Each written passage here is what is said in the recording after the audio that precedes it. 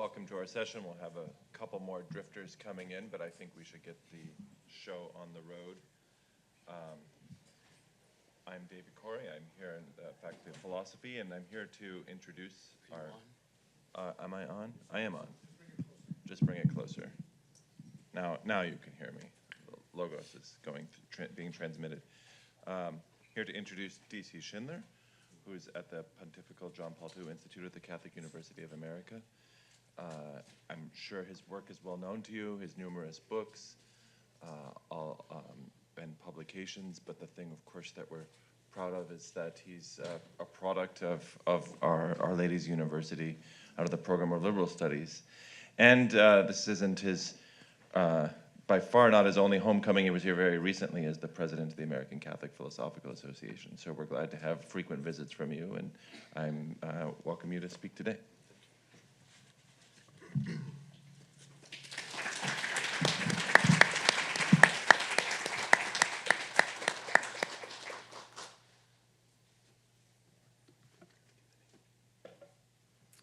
Thank you, David. It's really a privilege to be here. As everyone I think here knows or has known for a while as a frequent participant in this event, or has discovered if this is your first time. And this really is a unique thing. The convergence of the concentration of Catholic intellectual life in one place from all over the country is an extraordinary thing. And it's a privilege to be part of this. The title of my paper, the exact title of my paper is Keeping Truth Alive, McIntyre Paper and the Question of a Philosophical Tradition. Keeping truth alive, and you'll see that's going to be the heart of what I want to suggest. I think a living tradition is actually a kind of redundancy, that a tradition is not a tradition unless it's alive. And in fact, life is a kind of tradition, that there's a really profound connection between those two things I want to allude to. And I also, in the spirit of tradition and keeping philosophy alive, I'd like to dedicate this lecture to the memory of my father, who died 3 years ago Sunday, and he's buried just across the street, in case you're interested. So this is dedicated to his memory. Keeping Truth Alive. The ever-insightful 20th century thinker Hannah Arendt, a lover of both politics and philosophy, often mused on what she worried might be an irreconcilable tension between them. Whereas the life of politics has always depended on what she referred to as the trinity of religion, tradition, and authority. Philosophy, she believed to be, quote, so to speak, anti-traditional by nature. The highest act of the philosopher, namely to wonder, Thalmazein, from which all philosophy springs and arguably to which it also aspires, seems to require a capacity to distance oneself from the received opinions and conventional assumptions that constitute a tradition properly so called. So whereas in a tradition, we inherit a way of thinking and acting from those that have come before us, and therefore take things essentially as they are given, things that we accept because they come from our forebears, in philosophy, we're meant to see things for ourselves, to accept them as true precisely not because someone else said them, but because we have thought them through by our own reason and on the basis of evidence we ourselves have accessed. The earliest fragments we have from the ancient Greeks often convey basically this contrarian spirit. They always say something like, fools, people have always thought such and such, but I say unto you, etc., etc. Thinkers may tend to fall into the rut of a tradition, but to the extent that they wish to perpetrate philosophy, they seek to effect some resistance of convention and inspire others to some similar iconoclasm. I'm expounding here Arendt's view, and she made just this observation, so quote from her, philosophy, wherever and whenever it reached true greatness, had to break even its own tradition. Now, there's a certain irony in Arendt's claim. She admits that philosophy has its own tradition, even if it's meant to break from it at what appears to be moments of growth. To push the irony even further, we could point out that this breaking from tradition is what philosophy has always done, from time immemorial, we might say. So if this is the case, Arendt is not so much setting philosophy outside of tradition as she is placing philosophy within a tradition of a particular sort. What it might mean to speak of a tradition in philosophy is the question I would like to pursue in my brief reflections this afternoon. It's of course impossible to discuss the question of tradition in philosophy without making reference to Alistair MacIntyre, the great friend of the De Nicola Center, who played such an important role in the fall conferences from the start. In what follows, after musing a bit further on the nature of philosophy and its relation to tradition, I will first discuss MacIntyre's famous notion of tradition-constituted reason, arguing that dependence on tradition is no enemy to, no foreign intrusion on, the work of reason and its philosophical mode. Second, I will complement MacIntyre's insights with some from another great philosopher of tradition, Josef Pieper, in order to show that tradition is not only inescapable, but it presents a positive good, one that enables philosophy properly to be itself. And then finally, I'll add my own reflections towards the end, which seek to draw out further a central insight from Pieper, showing that tradition is not only good, it is necessary. Indeed, it belongs to the very essence of the philosophical act, if that act is genuine. So we'll see in the end, as I've already mentioned, that philosophical wisdom is analogous to life. It's not something that can be produced from scratch, but it can only be received and passed on. So philosophical wisdom is something that one can have only by receiving, like life itself. So let's enter into our reflection by coming back to Arendt's statement regarding the anti-traditional nature of philosophy. While ironies might be present in her conception, as we've already pointed out, there's nevertheless, I think, an important truth in what she says, something that I think we need to hold on to, even if we're going to criticize her. Philosophy is clearly different from the discipline to which it might seem initially to bear the closest affinity, namely theology, precisely with respect to this question of tradition. Tradition is essential to theology insofar as its primary sources lie beyond the reach of natural reason as such. Theology exists as a discipline distinct from the discipline of philosophy because theology is founded on the self-revelation of the absolutely transcendent God and the gift of faith that enables this self-revelation to be received. So by reason, we see things for ourselves in a way that I want to elaborate, but by faith, we assent to things we have received from another, ultimately from God, but through the mediation of those who bear witness to God, namely the disciples, the authors of Scripture, the magisterium of the church, and so forth.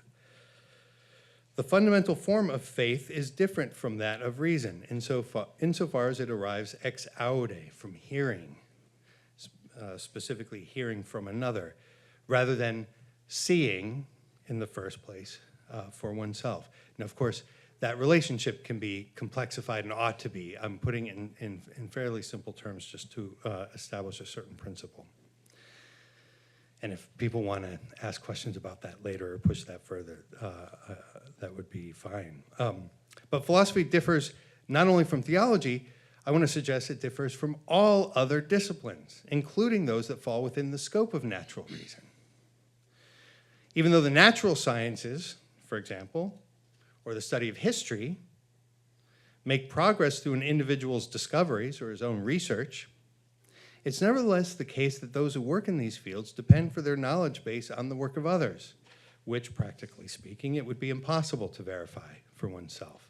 This dependence is most obvious in history, which is virtually entirely made up of hearsay.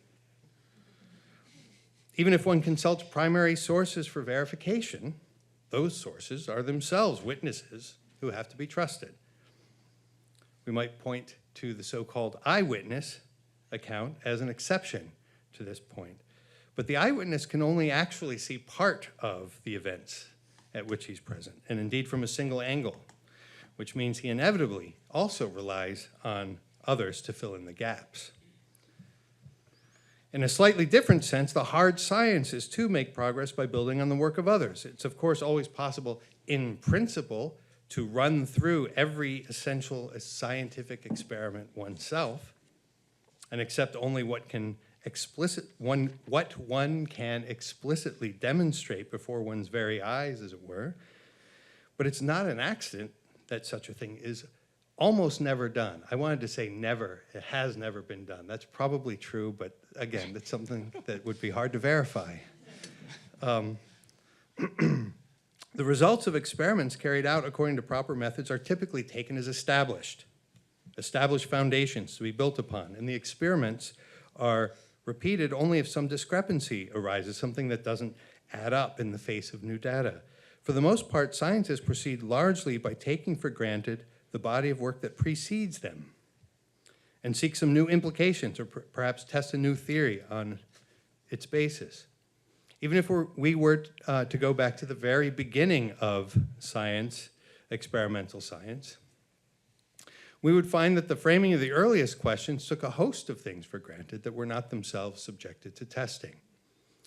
If there ever has been, in history, a scientist who insisted on repeating every single experiment ever run, so not just going back over records, but actually performing every experiment himself, even he would not feel a need to start over again from the beginning every single day, but would generally trust his past results. If he did do something like that, we wouldn't recognize that person as a scientist. We would call that person a lunatic. And yet, this is exactly what the philosopher does. He asks the same questions every day about the most basic things. What is the nature of reality? The nature of thought? The nature of the human being? The nature of nature? Science textbooks need to be regularly updated because of the seemingly inexorable progress in the field. Philosophy, by contrast, teaches the same books year after year. It's the one thing that the beginners read the same books as the experts. Plato's Dialogues. It's not because students need to learn what Plato or Aristotle or Descartes said about such and such, though the fact that philosophy is different from the history of philosophy is one that I think people often forget. But because these pioneers of thought have raised the most basic questions in an exemplary fashion, demonstrating to each of us how properly to ask such questions for ourselves. So to put the essential point in a more fundamental way, as Aquinas has observed, and I'm quoting Aquinas, see, I'm sort of demonstrating what I'm doing. As Aquinas has observed, philosophy differs from every other science because whereas other sciences depend on premises that come from outside that particular science, philosophy is defined as the science that examines its own premises and thus inquires into its own foundations. It's for this reason, because philosophy is in this sense perfectly radical, that prior to the late modern era, philosophy was generally recognized as presenting the paradigmatic exercise of the human intellect. That is, it was taken to represent the fulfillment of reason. Now, it would seem to be just this notion of reason that I've been describing that would prompt Hannah Arendt to characterize philosophy as anti-traditional by nature. Taking the point to a certain extreme, we could say that it is this radical notion that I've been describing, sort of exaggerated and distorted in a certain way, that drove the Enlightenment thinkers to aspire to discover a way of thinking that depends on nothing outside itself, that seeks to operate without any presuppositions, any received opinions precisely as received. This is the aspiration that led on the one hand to the titanic systems of German idealism, which dreamed of a wholly self-grounded reason that could give a final account of everything without exception. And, on the other hand, to the postmodern projects that took the failure of such dreams to represent the failure of reason tout court. But Alistair MacIntyre, well acquainted with both the Titanic aspirations and their Titanic failures, introduced a distinctive way of viewing reason and therefore a novel way of thinking about the nature of philosophy itself. This is his insight, that reason in actual fact never operates outside of any tradition, but is rather inevitably constituted at a fundamental level by the particular tradition within which it operates in any given case. So let's consider now MacIntyre's position in a little more detail in light of the question before us, philosophy and tradition.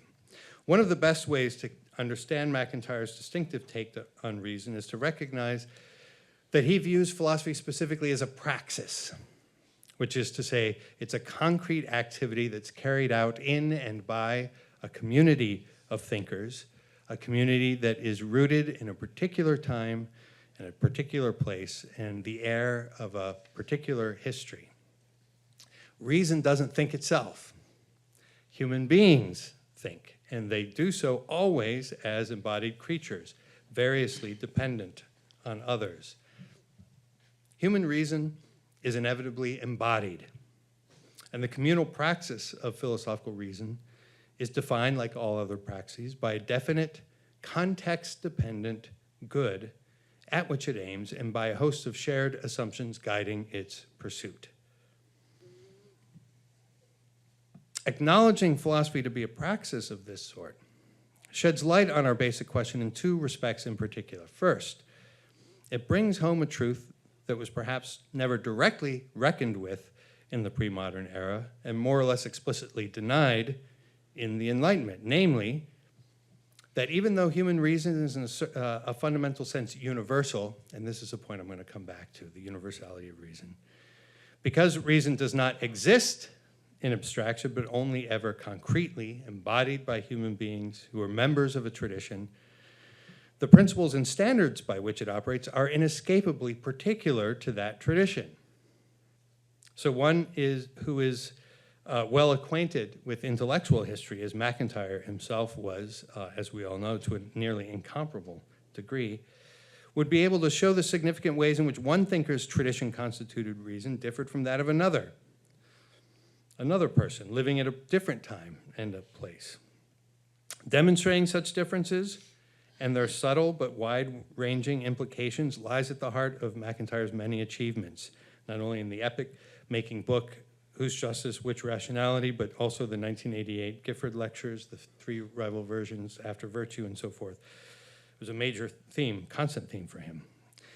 In this respect, even Arendt's great philosopher who breaks from his own tradition will inevitably be found to be drawing leverage for this break from other grounding assumptions that he or she has received. One can never find a place to stand altogether outside of a historical context, according to MacIntyre. So it's tradition all the way down, to put it simply.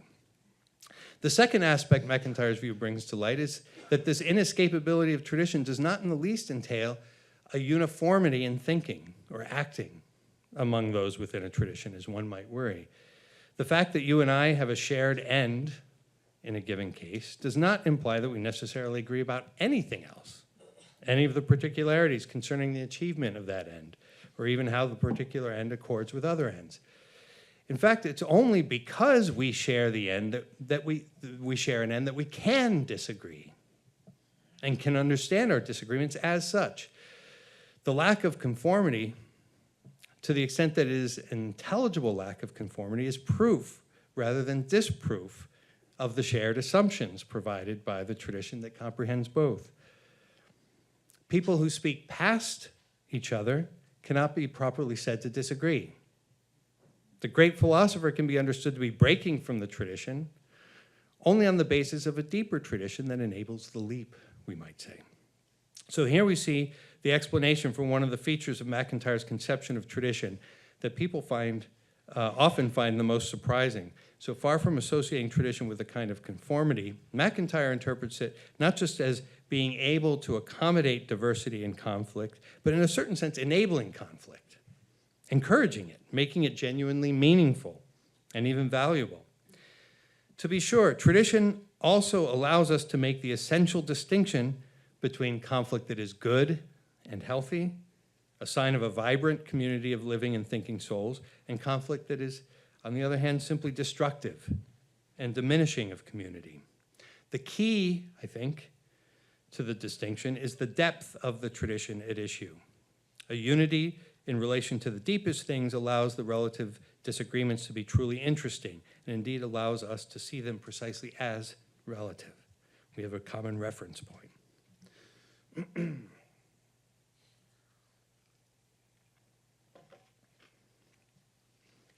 The question that has no doubt generated the most controversy around MacIntyre's notion of tradition constituted reason arises just at this point. What happens when the disagreements reach all the way down to the most fundamental assumptions regarding its existence, so that, in fact, people cannot but speak past each other? Or even more basically, what happens when different traditions come into contact with each other, so that the differences that arise from the particularities of the traditions in question, those differences themselves go to the foundations, resulting in an incommensurability that would seem to make rational adjudication between them impossible? Rather than enter into an exposition and assessment of MacIntyre's complex arguments regarding a well-positioned individual's capacity to learn the language of both traditions and show concretely the superiority of one over the other by virtue of its capacity to comprehend that other and make sense of it within itself, I want instead to point to an often overlooked observation that MacIntyre makes in 3 rival versions, which both opens up a way to respond to the challenge just articulated and then invites Joseph Pieper into the conversation. In his discussion of the unique situation and intelligence of Thomas Aquinas at the moment of the 13th century's conflict between the Augustinian and the Aristotelian tradition, so he presents this as a sort of a test case. When Aristotle was rediscovered, this is kind of recovery of a new tradition, but we have the Augustinian traditions, and how are we to adjudicate between them, make them commensurable? Then Thomas Aquinas is a figure who is able to bring them together. But he makes this fascinating observation that he doesn't elaborate, and it's a passage that seems sort of out of his normal, in a different direction, emphasizes something unusual with respect to his normal direction of thinking, I think. So it's a fairly long quote here. He says, "In judging of truth and falsity, there is always some ineliminable reference beyond the scheme within which those judgments are made, and beyond the criteria which provide the warrants for assertability within that scheme. Truth cannot be identified with or collapsed into warranted assertability, and a conception of what is, which is more and other than a conception of what appears to be the case in the light of the most fundamental criteria governing assertability within any particular scheme." I wish I could do that in his accent. My wife could do it. I can't do it. Is correspondingly required. That is, a metaphysics of being, of esse, Latin to be, over and above whatever can be said about particular entia in the light of particular concepts. So he seems to be pointing beyond what he normally means by tradition here. MacIntyre admits here a reference point for thought that lies beyond the particularities of a given historical situation and inheritance. Does this contradict his more familiar claims about the inevitable embodiment and so rootedness of human reason? MacIntyre states categorically, for example, and quote, "All claims to knowledge are the claims of some particular person, developed out of the claims of other particular persons. Knowledge is possessed in and through participation in a history of dialectical encounters." That's what he normally says. Here, positing an extra contextual reference for thought, metaphysics, he says, may seem to run counter to the assertion that reason is tradition constituted of its very essence. But here's the heart of my paper, really. It does not in principle. And though MacIntyre himself does not say much here to explain why it does not, I believe a robust argument can be made, drawing on a principle that he himself makes little reference to in this particular context, but would provide solid substance to his claim.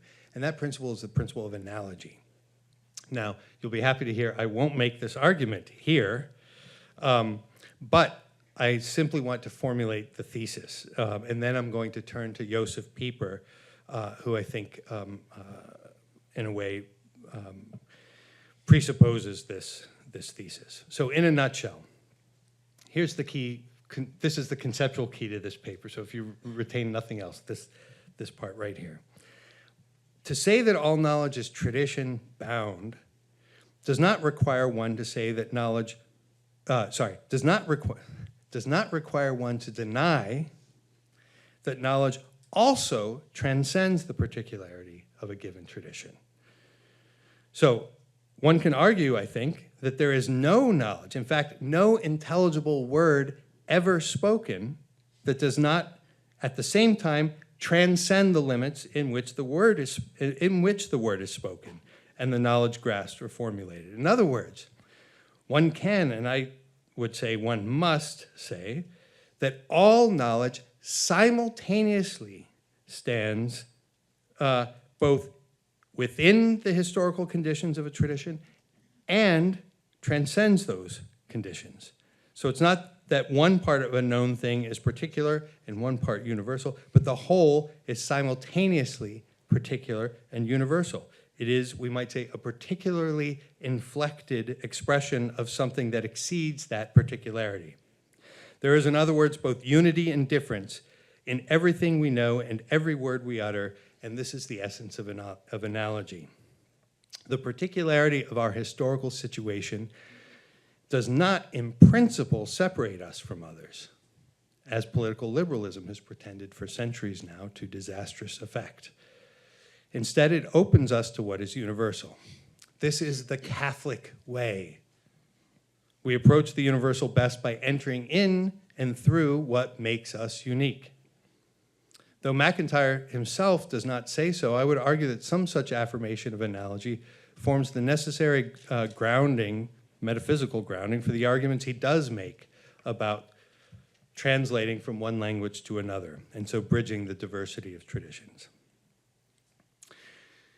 Recognition of analogy in this indicated sense allows us to turn from MacIntyre to Pieper without intellectual whiplash. The perspective on tradition each man presents is so different from the other as to appear, at least at first, simply contradictory. The principal question that arises from MacIntyre in this context is, as we've seen, the diversity of viewpoints and apparently incommensurable standards by which to adjudicate them. The principle that Pieper faces, by perfect contrast, is the sameness of thought. By affirming the importance of tradition, he anticipates the objection that he is neglecting the differentiations implied by one's belonging to a particular time and place. So in a sense, it seems like they couldn't be more different from each other. For MacIntyre, tradition brings us deeply into history. For Pieper, tradition allows us to transcend history. For MacIntyre, to say traditional is to say context dependent. For Pieper, to say traditional is to say free from all context. And I want to suggest that they're both right. This is really the proper way of thinking of what tradition is. The point we just made allows us to see that these affirmations do not stand in a relation of simple contradiction, but represent instead two faces of the same phenomenon bound together by the thread of analogy. Nevertheless, Pieper does indeed make central the point that MacIntyre just gestured toward in passing, namely the truth of being essay in its transcendent metaphysical sense. So let's take a moment to explicate the notion of tradition in Pieper's thought. As Pieper explains in his main text on the theme, it was published in German in 1970, when we speak of tradition as an event, Pieper says we presuppose three elements: one who transmits, one who receives the transmission, and then that which is transmitted, which he refers to as the traditum, the thing transmitted, handed over. Traditio differs from all other forms of transmission in at least three respects. First, the transmitter and recipient in tradition are not mere individuals, but are representatives of different generations. Traditio is not only a personal, but even more, it's a communal and culture-defining act, the handing on of a traditum from one generation to the next. Second, the actors in this event are understood to stand in a relation of radical asymmetry. The act is not a reciprocal exchange, but a unidirectional movement from the older to the younger generation, which implies a disposition of receptive docility on the part of the recipient. And third, the traditum itself is not something the previous generation invented or discovered for themselves. But, and I think this is the key conceptual point here that illuminates everything else he says, the traditum is something that our forebears themselves also received, in this case from the ones who preceded them. The reason this is decisive is that it brings to light something essential about the traditum. What is passed on in tradition, says as Pieper understands it, is not simply a distinctive way of doing things, a particular idea or style or value. It's not a skill, a piece of information. Pieper illuminates this interesting difference between teaching and handing on a tradition. They're not the same thing. Instead, tradition is a communication of an idea that by definition exceeds one's grasp as an individual. It is essentially not something one could have come up with oneself.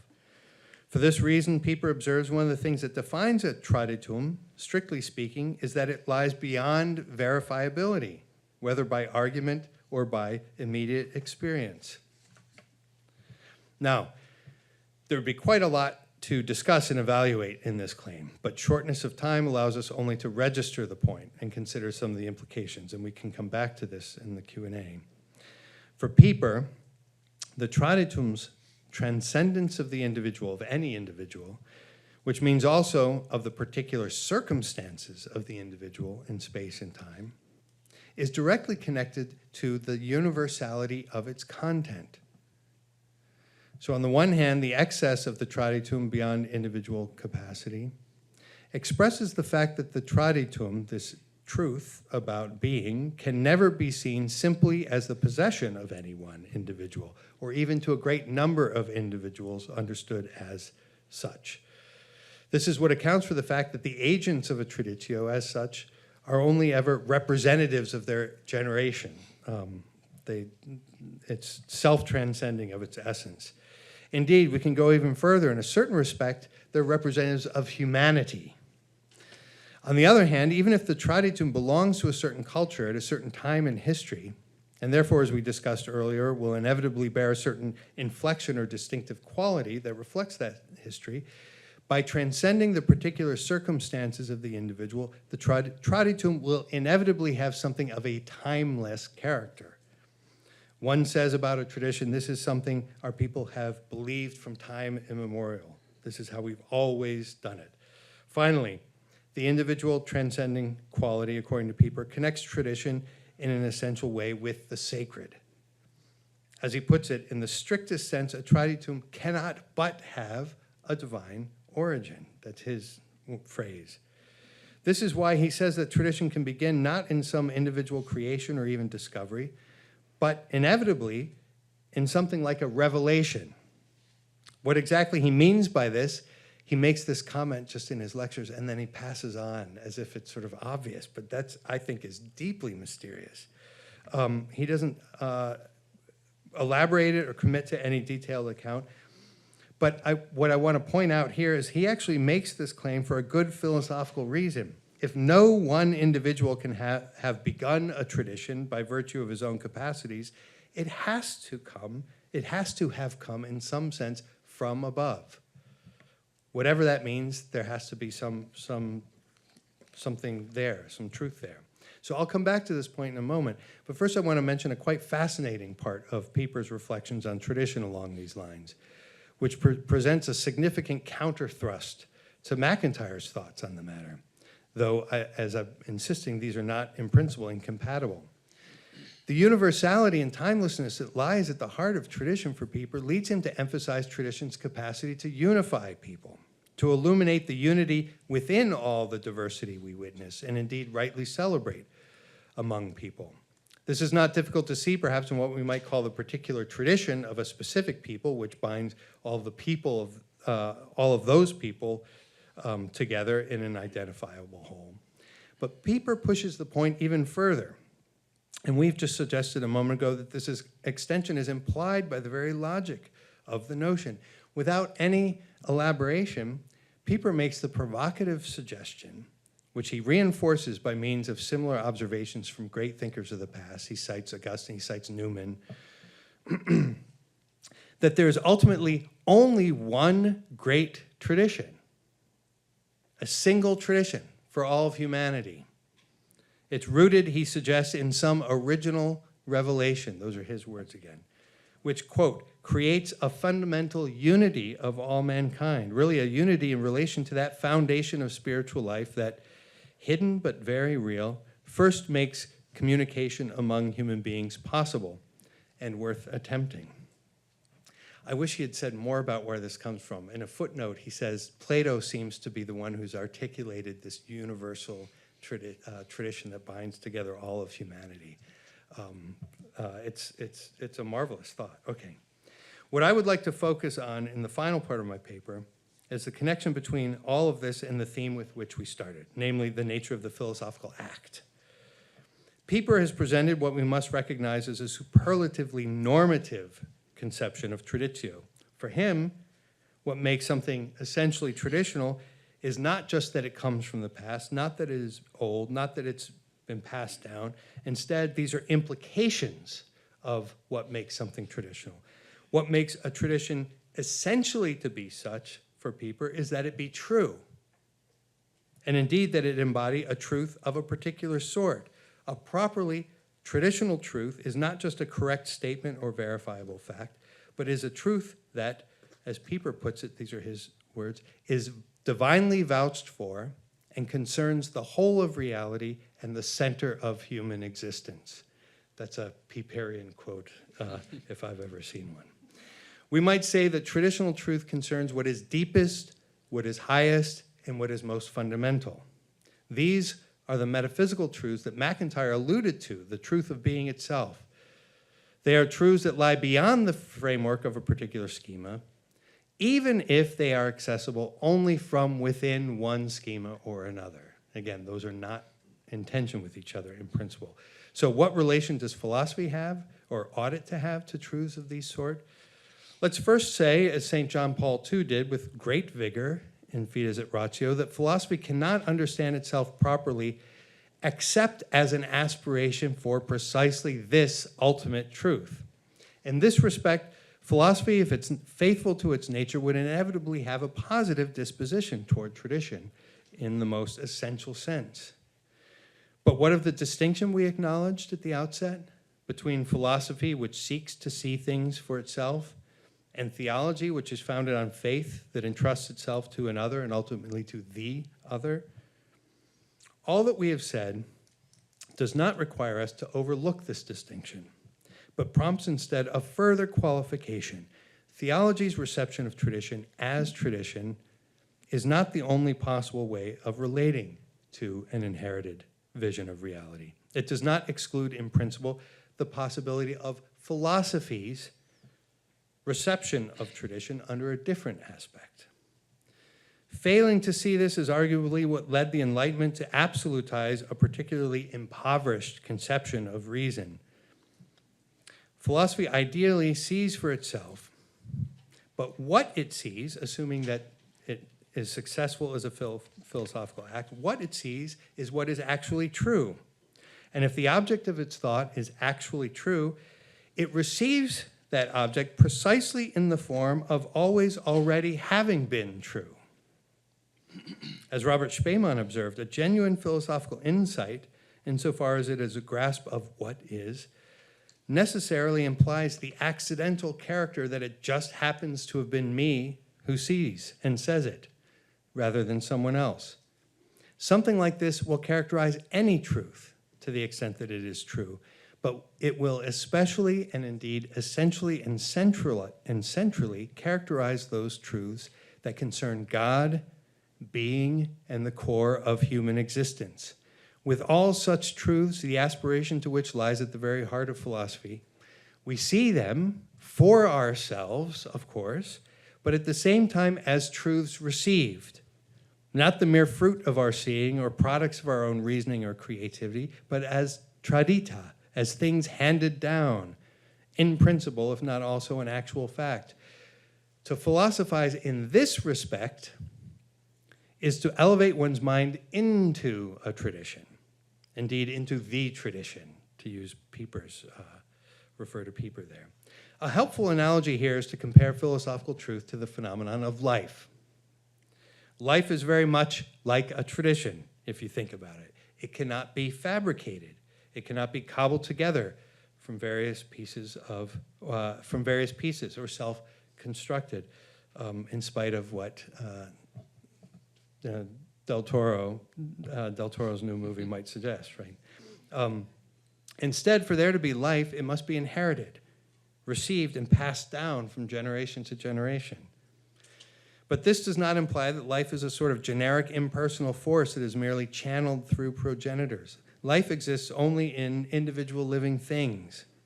We receive life not from empty conduits through which the energy passes, but from persons fully alive. Persons fully alive themselves, distinct individuals whom we can name and remember. And we who receive life are similarly distinct individuals. So you see, life is a kind of a universe. Everything that's living is sharing in life, but each one of us does it in an absolutely individual way, and in the context of mom and dad and people that we can name and generations. So there's a particularity and a universality that is expressed precisely in this phenomenon of life. To be alive means to be, in a certain respect, self-generating. There's a school of biology that defines life, in fact, as autopoiesis, self-production.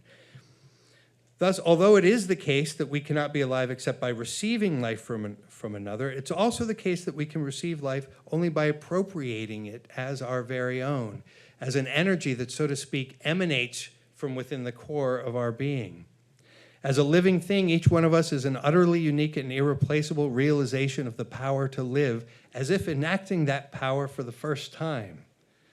And one of the most vivid expressions of life is our passing it on to the next generation. To be alive is to be wholly one's own, and at the same time to have received life from others and to be ready and able to pass it on.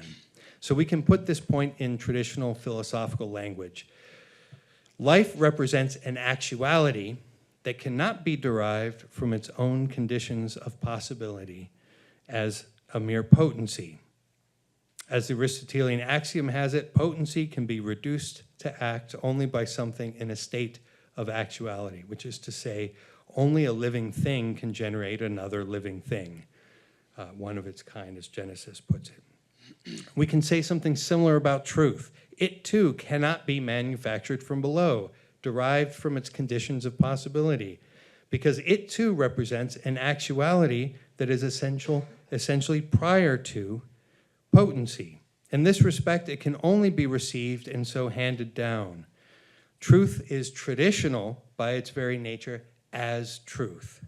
Our potency to know can be reduced to actuality, that is, we can be brought to actual insight, only by something in a state of actuality, which is to say, only by those who already know, those filled with wisdom, and the way one is filled with life. Those who possess and so can pass on wisdom are not mere conduits of abstract concepts or prepackaged propositions, but distinct individual persons who have seen for themselves and can communicate what they see along with the power to see it. They are persons we can name and remember. In this case, Plato and Aristotle and Joseph Pieper and Alistair MacIntyre. As MacIntyre argued, the authorities in a tradition are necessary to initiate those who seek to learn, to elevate their minds so that they can come to understand and thus take their place within the concrete community of lovers of wisdom into which they are being admitted. But none of this implies that philosophy is a mere rote repetition of inherited ideas. Instead, like life, knowledge of the truths that constitute the core of existence can only be received as one's own insight. Such an appropriation can involve a genuine novelty. Indeed, according to the rule of analogy, one might say that the depth of philosophical truth requires a robust life of the mind to grasp it, an astonishing spontaneity that sees truth as if for the first time. In this respect, in this specific respect, we can affirm the core truth inside of Arendt's observation, that great philosophers break from their tradition and are thus inevitably revolutionary. But we have to add that if they are indeed great philosophers, they will be revolutionary precisely in the sense advocated by the great poet Charles Péguy, not in departing from tradition, but in recovering a deeper tradition, a ressourcement, a perfectly novel drawing on the original sources of thought. The great philosophers are not those who isolate their thinking from the tradition, but those who are capable of tapping the sources more deeply, more originally, in all the meanings of the word original, than anyone preceding them. So in a word, if philosophy is anti-traditional in one respect, in a more profound sense, it is the most traditional thing there is. It is precisely because it's about truth. It is, at its essence, a constantly new ressourcement of truth, a participation, quite literally, in the life of the mind. And this participation is something enabled in us by those already in a state of actuality. So it's something we receive like a gift from the great lovers of wisdom who have come before us, among whom we recognize here Alistair MacIntyre, who in his free and courageous inquiry has helped us to share in the living tradition of truth, first of all, by keeping truth alive in his own thinking. Thank you.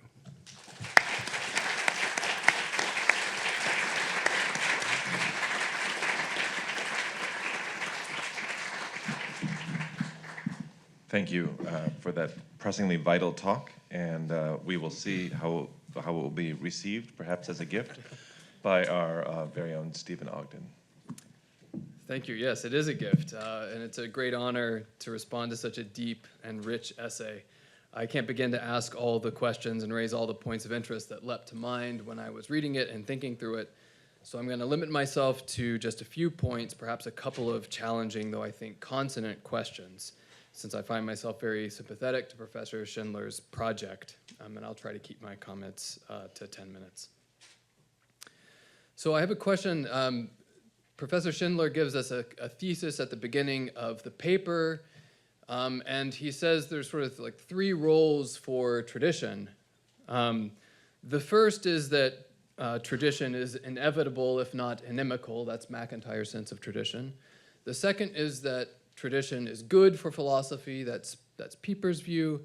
And then finally, that tradition is necessary, and that's kind of building on Pieper and an expansion of Professor Schindler's himself. The second, and I'm worried that there's a kind of equivocation in the way tradition is being used in the thesis.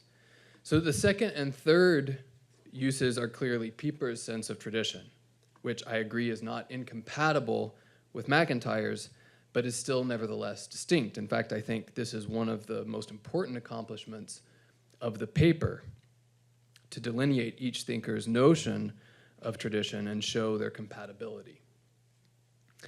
Given the analogical relation that David's noted between these two conceptions of tradition, I don't think this is a vicious or a fallacious equivocation here, but I just want to show that there's a shift in the thesis of the paper. So it does turn out then that the tradition which you conclude is necessary in the third claim is Pieper's tradition of truth itself, and not so much MacIntyre's sense of tradition. At first, however, I assumed these three uses of tradition were univocal. So I thought the kind of tradition featuring in the conclusion was still going to be MacIntyre's sense. Such a thesis, then, would be that some sort of limited, contextualized, historic tradition is necessary for philosophy, not merely in the sense of inevitable, like in the first claim, which is that we're all limited, that's okay, it's kind of nomological necessity or something, but rather necessary in the sense of essential and normative. To philosophize in a particular tradition is the very way, the good way, the only way to get at Pieper's tradition of truth itself for us human beings. So my first question then is, what do you think about that more particular and perhaps more controversial claim? Do you think MacIntyre himself endorses it? I kind of think so in the big trilogy, maybe other works too, but I'm curious what you think. And wouldn't that fit nicely with your final analogy of life? Life is a universal human tradition, one that we each activate for ourselves, but also one that in its individual activation must and should be a life in history among at least one community with its own culture, language, etc., a praxis, exactly as MacIntyre would say. I'm adding a little bit and the comments that I sent to David already, but I think he'll be congenial to this. So, might add here, one might think that once Pieper's notion of tradition as truth is spelled out, very few philosophers would disagree with the claim that truth is essential to philosophy.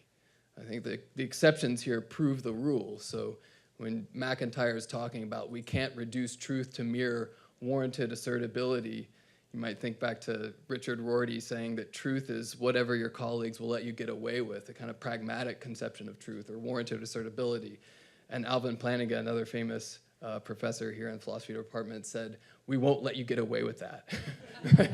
So I think most philosophers would agree with Pieper's conception, though I'm convinced that thinking of truth as a tradition would be a paradigm shift for many. And if we were to combine MacIntyre's notion with Pieper's, or to think of MacIntyre's version as just as essential as Pieper's, as I suggested just a second ago, that would be a further arresting thought for many philosophers today who might not think of philosophy as wholly independent, but who nonetheless think of it as at least ideally ahistorical. So I don't know if you would agree with that or not. You made a comment that there's a distinction between philosophy and the history of philosophy, so maybe you want to push back against this, but it's an invitation for you. Finally, and speaking of the independence of philosophy, I'd also like to question Arendt's notion of philosophy as anti-traditional, independent, and for oneself, one which you certainly critique and ably overturn, although you seem to maintain it even in the end of your essay with the analogy to life. I agree there's a grain of truth to this conception, and I agree that it is a part of our specific tradition of philosophy, but it seems to me to be precisely an Enlightenment conception of philosophy, the one that you mentioned was impoverished, or at least a more direct genetic ancestor of the Enlightenment, and not one shared by Plato, Aristotle, and Aquinas, or indeed MacIntyre or Pieper. That's another angle from which to view the contributions of Pieper and certainly MacIntyre, and why your essay is important. You and MacIntyre would urge us to go back. In that sense, an alternative title to your talk could be After Tradition, mimicking after virtue. As you somewhat touch on, Aquinas doesn't think of philosophy and theology differing fundamentally in method or independence exactly. It's just a matter of the first principles of Sacra Doctrina coming from God. Of course, in principle, reason cannot come to the articles of faith on its own, in principle. But Aquinas doesn't say the first principles of the other sciences, and he would think of that as just philosophy, that those must be reached only by the exercise of one's own individual reason, acting alone, independently, and for oneself in the anti-traditional sense. Might consider also here Peter Adamson's recent book, Don't Think for Yourself, which is out with Notre Dame Press. They didn't pay me to say that, but perhaps they should. It's an interesting kind of series of chapters about a number of different vignettes in medieval philosophy. And it concerns the often surprising interplay between authority and individual effort or belief in medieval philosophy. He discusses in the book, among many other interesting vignettes, the notion of affiliated ijtihad, reaching one's own judgment within a particular school of Islamic law. That's an issue that Adamson and I too, in some recent research, relate to Al-Ghazali. Even Al-Ghazali, who's notoriously critical of intellectual conformism, and typically even traditionally hyperbolic about being an autodidact, he did not operate under the assumption that one always begins again with no or only the barest of foundations. Averroes, or Ibn Rushd, in the Decisive Treatise, argues that religion commands the study of philosophy, and correspondingly, that we learn from all those who came before us who are probably better at it than we are. There's actually one notable exception in the Islamic tradition, Ibn Tufayl in his Hayy ibn Yaqzan, who writes a story about a man who is either spontaneously generated or sent to an abandoned island at a very young age and has to grow up all by himself without any community, and he becomes the perfect Aristotelian philosopher, and what's more, a Sufi mystic, all on his own. So that's like actually one counterexample in the history of philosophy for you. But for the most part, it seems like the medievals have a kind of traditional sense of doing philosophy. So to come back to Aquinas, like all medievals, even though he doesn't prize mere arguments from authority, he's one of the greatest students and synthesizers of the tradition that came before him. And all of these thinkers in the medieval period, in different ways, are certainly open to specific religious traditions informing philosophy. Perhaps we might see a glimmer of Arendt's notion of philosophy in Aristotle's idea of contemplation as self-sufficient. But even there, he admits that though contemplation can be done on one's own, it's better to be done in community and with friends. And of course, ancient Greek philosophy famously gave birth to and operated within competing schools, a model that MacIntyre explicitly channels into contemporary philosophical debates. So I think my remarks here are mostly supportive of your project. So perhaps it's just an invitation to say if the ancient medieval model of philosophy, cum tradition, is one you're definitely trying to recover along with MacIntyre, or whether you have something different in mind. Perhaps it's also just an invitation to articulate the partial sense in which your analogy with life is incorporating Arendt's and our notion of philosophy as independent and for ourselves, albeit in some tradition-friendly way. Thank you.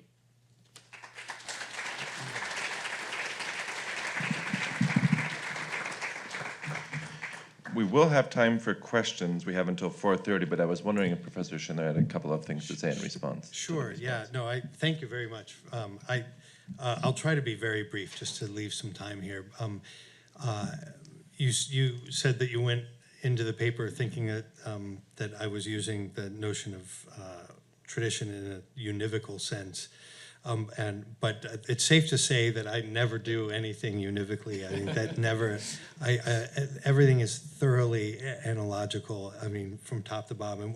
But in this case, I mean, what I want to avoid is an idea that somebody might say, well, MacIntyre says tradition means we're historically dependent, but Pieper has a different sense of tradition, which says that we transcend our context.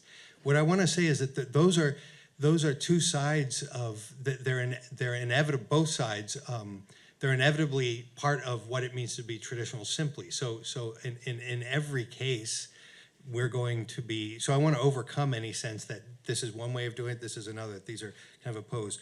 Everything that we do, every word that I'm speaking here is absolutely particular. It's English. It's with whatever kind of accent. I don't think I have an accent. Speaking to particular people in particular, absolutely. But there's not a single word that comes out of my mouth that doesn't also transcend the time, and somebody could read it later and understand it. And those things are not opposed to each other. They absolutely coincide. That's the basic point. And this is why it does seem in the end, and when, as I was writing this paper, I thought, boy, I could take this in 20 different directions, but I wanted to keep it within the time limits here. And I didn't emphasize what you might call the MacIntyrean. It was much more of an emphasis on Pieper, but it was not only an emphasis on Pieper. I wanted to really hit home the idea that this transcendence into truth is precisely by way of the very particularities of our community, that it is thinking together. It's not, there's no tension there. And that comes, bears on this point, don't think for yourself. You cannot but think for yourself. I mean, try it. To think at all is to think for yourself. It's an act that proceeds from your soul. So it is always going to be for yourself. Now, obviously, there's humor there. It's meant to say we have a sense of, and this comes back to the very first point that I made. We almost inevitably think that there's an opposition. We're either going to think for ourselves or we're going to think something that somebody told us. We're either going to be finite or we're going to be timeless, ahistorical. And that's the problem, I think, is that assumption. The best way to think for yourself is precisely through an authority, to use McIntyre's term, that liberates you to see the depths of a question, but can't do it for you. I mean, teachers, we all know that. You can't think for your students, no matter how much you want to. You can only, in a way, prepare them to see things for themselves, and that's beautiful, and that's what tradition is, and that's what I think at the heart of the philosophical act. I think seeing this would open up a way to think about a philosophical tradition in a way that I think is very uncommon in sort of contemporary discourse. Thank you. And raise your hand if you have questions. I'll try to get around to the whole room. Looks like we have a number already. Get over here. Yeah, so thank you very much for both contributions. I have one very simple question, although it's probably not simple, but if you look at what should be the unifying part of what Pieper aims at what stays the same, Aquinas would talk of first principles, which are self-evident, but where do we put what's the corpus of those, and who decides what it is? Because once we express that corpus in historical context, we could, again, get into a circle. So how can we aim for the truth, and at the same time we assert there is the truth in the philosophical process, but how can we grasp that part which is not changing? I mean, this is going to sound sort of a cheap response, but we can't not grasp it if it's unchanging. So I mean, and that is an assumption that you find in all of the sort of pre-modern philosophers, which is one of the reasons why there's, you can't but know the truth in some respect, which isn't to say, I mean, that sounds outrageous, but that's not a claim for, comprehensive, total, absolute knowledge. It's this idea that the moment your mind is activated, it's always going to be resting in certainty, in truth, in the light of the being, basically. Now, that being said, it's not like we can't start philosophizing until we've articulated all the possible, the most basic possible categories and so forth, and then hand these on, and now we've got this sort of treasure that then is imposed on everybody else, or something like that. I mean, I think that part of this analogical sense of tradition is a recognition that it's going to be, you compare, if you can compare, actually, and I think people do this too facilely, Chinese philosophy, what we call Chinese philosophy, with Western philosophy. I mean, that's a bit dangerous, because we're imposing sort of categories of what philosophy is on the Chinese. Now, what I want to suggest is that a very different vocabulary can emerge, will necessarily emerge in different cultures and different traditions. In a certain sense, these things grow very organically. Now that might seem that to say that you're conceding that there's a kind of incommensurability and there's no conversation possible. But what I'm suggesting is that insofar as each of these is true, there's going to be an opening up beyond the particularity in each case that would allow them to enter into dialogue and test and sort of think these things through without having to come to some kind of sort of rationalistic set of criteria by which to adjudicate. So I'm thinking there's a much more kind of intrinsic way of opening dialogue. My question is in regards to the relative authority of tradition and conscience.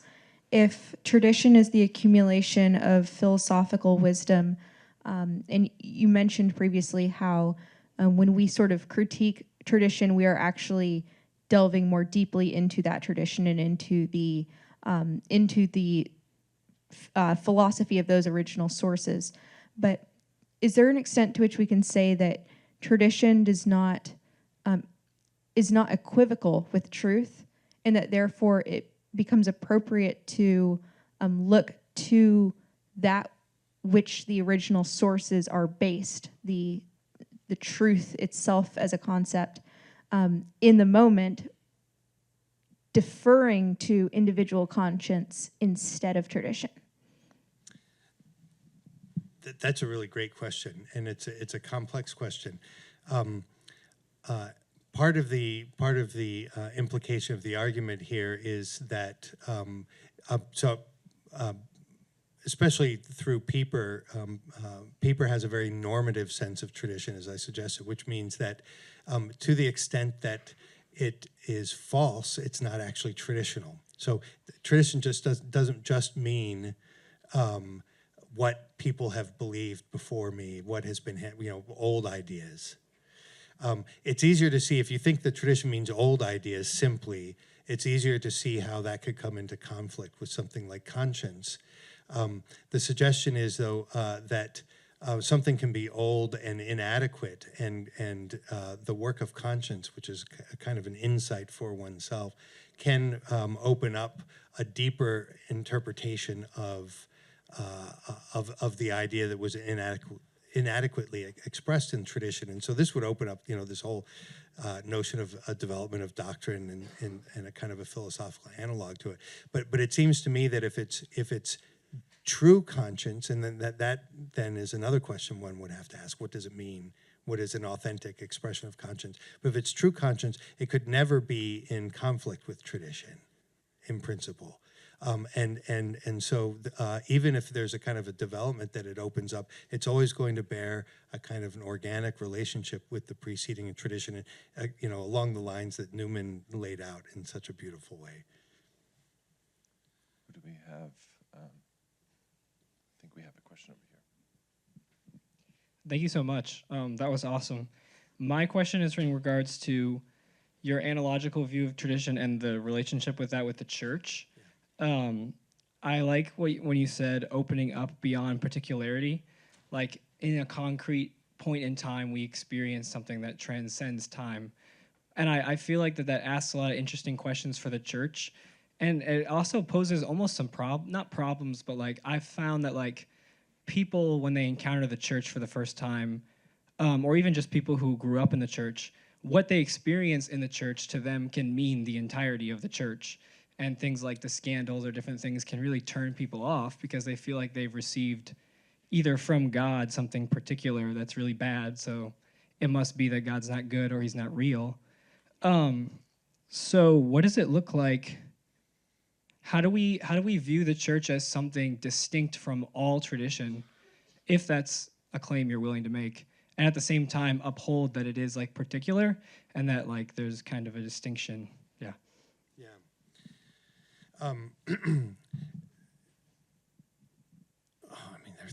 As soon as I see ramifications, that the religious diversity question is always sort of lurking in the background, and that's such a complex thing. But one of the things I would argue is that one of the phrases you use is whether the church is just one of the traditions.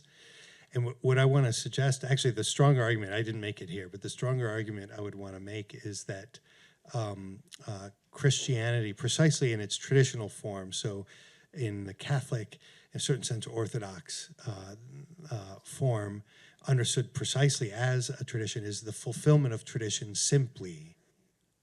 So it's not one of the traditions, it is tradition in the deepest sense. And I mean, that, again, that can sound sort of outrageous initially, but I find it really interesting. This great theologian, Hunters von Balthasar, some people are familiar. This is a point that Cyril O'Regan drew out of Balthasar in one place. He shows how the very notion of tradition in Christianity goes all the way up into God. That there's a certain sense in which you can think of the processions of the persons in God as the original analog of what tradition is. So that from this perspective, tradition is not just one characteristic, but it lies at the very heart of what it means to be Christian, which reveals then, I think, something of the very heart of what it means to be human. And then you think about the, you know, the handing over of the Son to his death on the cross, traditio, can be a kind of a fulfillment of that in history and the economic order and so forth. So there'd be a lot more to say about that, but let me just make that point. We have time for one or possibly two more questions if we were to be. We get one over here. Thank you for the wonderful paper and for the response. A quick question as I was listening, just I've long been fascinated by the parallelism, and I'm not sure if there's any actual contact between the two thinkers of much of note, but the parallelism between MacIntyre and Ratzinger. Ratzinger also talks about reasoning being traditionally constituted, always historically contextualized, and yet he also wants to affirm the universality of truth, and kind of like this notion of the capacity of the human mind to grasp the whole and the fragment. So wonder if that brings up anything else you might confirm your talk. Yeah, I don't have a lot to say on that point, but except to affirm, that's a really interesting. There would be a whole host of parallels that one could elaborate there, but I don't know of any particular contact. I don't recall seeing Ratzinger referring to Pieper or vice versa, but there's something there certainly.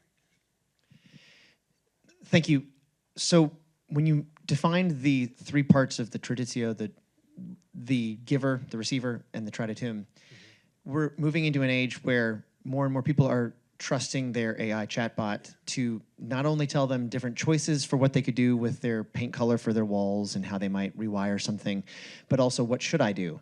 And I'm a lawyer, and I get questions from my clients, and I always say, I don't know, let me go check, let me think about it, there's this and there's that, and it depends. But something that I've tested the chatbots with is I pretend to be that client asking the same question, and it's not reasoned that same way that's saying, well, it depends, and it could go this way, it could go that way, you want to think about it, let me think about it. It just immediately spits something out.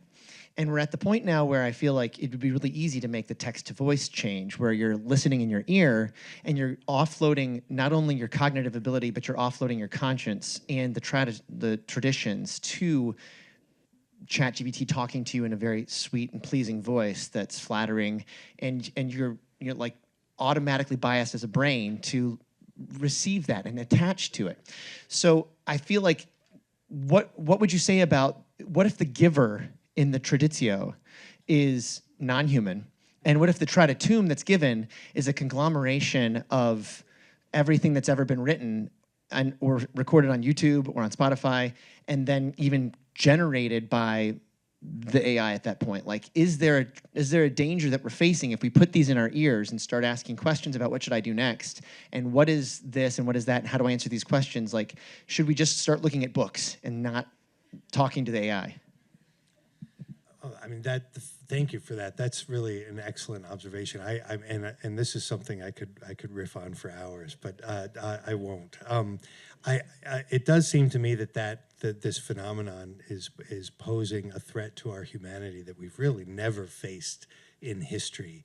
I mean, you're touching on something that I think is not often part of the conversation, that we're distorting the very roots of tradition, which constitutes our humanity.